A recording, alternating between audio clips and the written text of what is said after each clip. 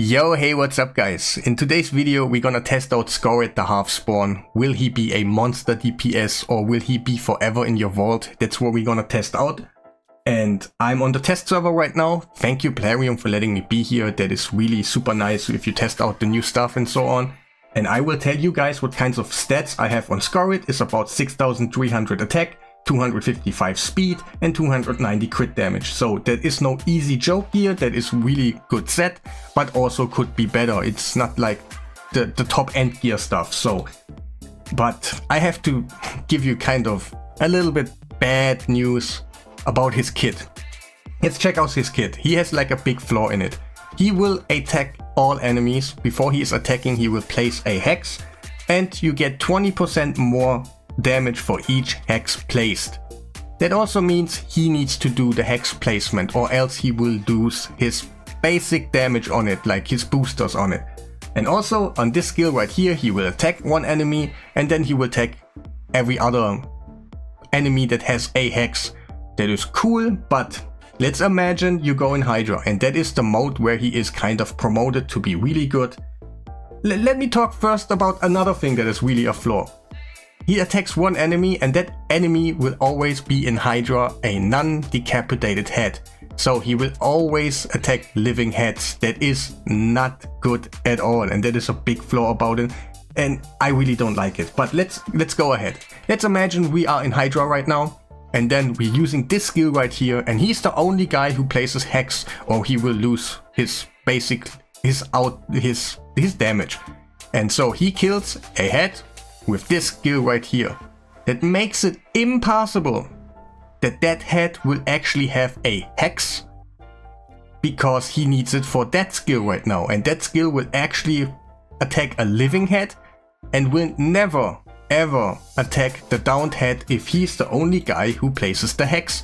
And that's kind of what you want on him. You want it to be the only one, and also you kind of don't want it because you need another cursed set or something that comes in between those skills that places a hex on a downed head and you get the big damage so you can actually target it on auto. And that's not really good, but we're gonna try out him for a little bit. Let's stop talking and let's go ahead and put him like in kind of dungeons and so we can see the damage. Will he be a monster or will he be something else? So I prepared like a little team here. Let's see what he can actually do. Can he like down a wave of Dragon 10? Is he that good or is he just more average that he can't and stuff? So we're gonna just try out that one. We're gonna place something in here, increase attack for us. Really nice. We're gonna do decrease defense. I'm not gonna go all the way that I put like a Gerbtug in here or something so he can like shine really high or something. We want the average. Like what does he do on a normal team of yours and mine? So let's go ahead. Wait, let me go ahead and put that skill in here. And also first of all, look at the animation. The animation is sick. Like I really do like it. The skill looks intensely nice. But let's check the damage. 340. Hey, that's kind of the only number I was paying attention to. 340 is really nice. But in comparison to other champions, there is nothing out of the ordinary, what I would say, with all the preset, like all the preparation we have, like a protection set on Lydia, and then we got everything set up, like decreased defense, weaken and stuff.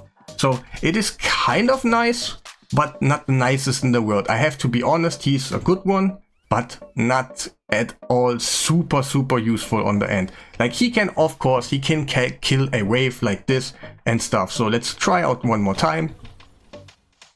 Let's go ahead, place all the goodies, decrease defense, just go ahead, put it on 1 again, and let's try out again. What does he do again? Damn, those numbers have been so mixed up, I couldn't see anything. Let's see what his A2 does. Like the first wave was kind of a little bit more visible, seeable for me. So let's go ahead. Let's do the single target attack. What does that actually do on damage? Put on hex. Why didn't I go for ×2? But it doesn't matter. Let's go the A2. What does it do? 183,000.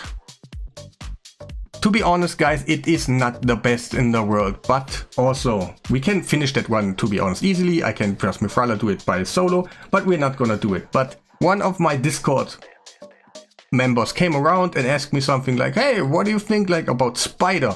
He is about to get 20% more damage. Let's see that skill again, for each placed hex.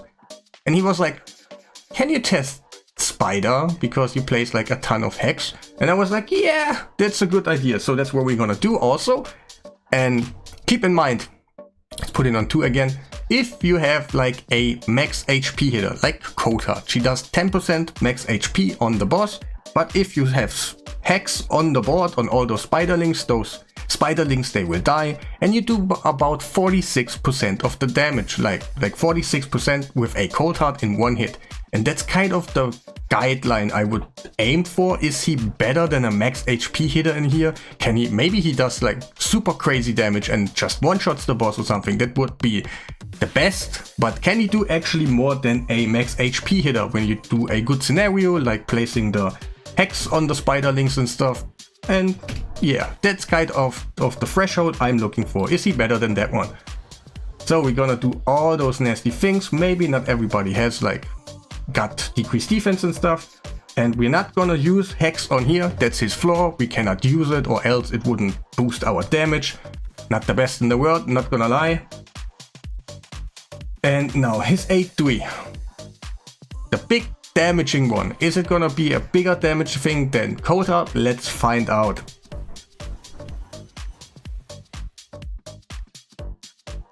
Yeah, it is less than a cold heart would do in that position right there with hex on the place and stuff. So to be honest, guys, it's a fail for here. Like the damage doesn't go up so much for, I think it's 12 hexes, 13 with the boss. And yeah, that's more than 200% of his value. That is not the best in the world, to be honest. So we're not gonna continue that one. But all those teams right here, I tested them. They basically, you know what? You can do something like that. We're just gonna do one auto run, so you can kind of see that they have a use. He is not unusable. He is an okay champion. But probably I can tell you maybe have another champion on your account that already does something like that, or even better, and that's kind of what I don't recommend. But yeah, you can still do stuff on him on the end. It is not like he's unusable. So let's go, let's finish the run. He's gonna do the thing again. Like, you can build stuff around him, no doubt. Is it worth for you? Maybe, maybe not. I have a Hydra test where we actually compare him with other damage dealers, so we can see like, can he do stuff, can he not?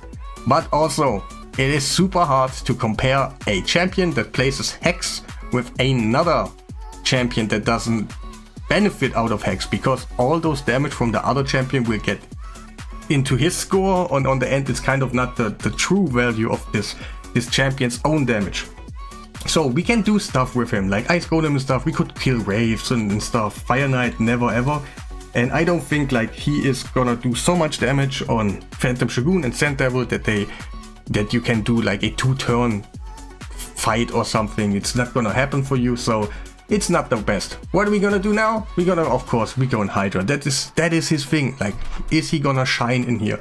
Will we be able to do something in here? I tested in a hard, because most of the champions, wait, I have already the wrong champion in here, because Ruel, first we're gonna compare Skorid against my rabbit.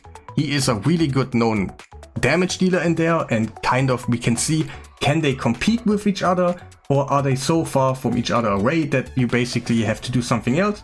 And afterwards we will test Ruel. That is another hex placer, and with damage benefits about his passive and stuff. And I think they're basically the same champion from the structure. Like, yeah, of course, maybe they do different kind of AoEs and stuff like that, but on the end they do hex and are damage dealers. So I compared them with each other. But let me just set up that one quickly, and we will go into hard mode. Yes, hard mode. I wasn't too sure if he goes like on Nightmare and does really I saw the damage in Spider and so on, and I wasn't like, oh, I'm gonna test the hardest thing in the world for him. So we are on hard mode, so we can see what we can do in here. Let me just, and yeah, the head killing and stuff is just way quicker, and I can test more stuff out. And I don't think he will be nightmare for you or even in your best team on the end, but he also could be one of those champions that is highly needed for your third team, for your second team, as a second damage dealer or something. So let's place hopefully some debuffs, not the leech. Let's go, let's wait a little bit, and we can see actually what does he do. Yeah, let's kill another couple of heads. And here's kind of the flaw. My Krisk does have cursed set, so we can actually get cursed on those downed heads. Like I said before, when you use the skill on him and you kill a head, it's never possible for you to get the hex out there. So it's kind of when you're gonna kill a head and stuff. So let's just go ahead. Maybe you just followed it already and saw what kind of damage he did, but that's okay. Alright. So we also, affinity is always a thing, like sometimes it really, on Hydra, if you have 4 of those heads being the wrong affinity, your damage dealer won't be as good, but that is just how it is all the time. So his A1, his big A1. Let's see, 650k, to be honest, it looks good, it looks really good. That is not a bad damage one, really not, but also not the highest in the world for that kind of gear what I have on him. But it is not bad. It is really not bad, but also like, I think you maybe have something else on your account or something. Wait, did I skip his turn? Let's see what he does kind of here. Where is he, please? Yes. Yeah, 1 billion about Razorvark on the AoE. So do we have Hex on them all? Yeah, and let's see what his A2 does. Like that skill, like I said, will never attack decapitated heads. Of course, they're all decapitated right now, like no living ones. But if there is a living one, he will always use that skill on a living one, and that is super bad. Like really, usually damage dealers, when they do damage, they focus on decapitated head. On some support champions like Duchess, I can maybe understand it. Okay, whatever, they're not meant to be doing damage, so why should they attack them? But it's in general, when your champions attack living heads instead of downed heads, you are in a worse position than before. But let's check out the damage. Let's put it on 1 again. And let's see. 700k, 600. Yes, he's packing some heat. Like, he can do something. The gear is nice on him, and also like 700k, and then you see a Razorvark 6-star on the side with a blessing on like crushing rend and everything. Probably his gear is better than, of course, the Skorid. It is comparable good, like it's not bad, but also, I don't know if he's worth. The only thing he does is basically hex and attacking.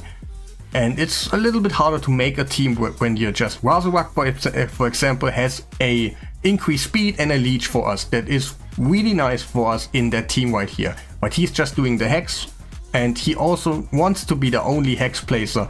It's kind of a weird scenario. So we're gonna, at this point, we're gonna just go ahead and let's skip into the results and stuff.